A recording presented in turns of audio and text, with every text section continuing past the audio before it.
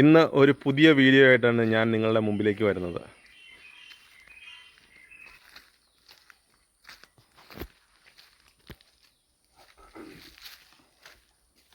Hello guys, അത് ഞങ്ങളുടെ കുളം കിടക്കണുണ്ടോ, മീൻകുളം.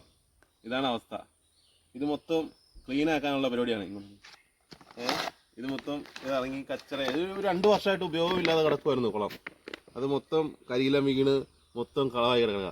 അത് ഞങ്ങൾ മൊത്തം വാരി ക്ലീൻ ആക്കാൻ പോവാണ്. ഞാനാണ് കുളത്തിൽ ഇറങ്ങാൻ പോണേ.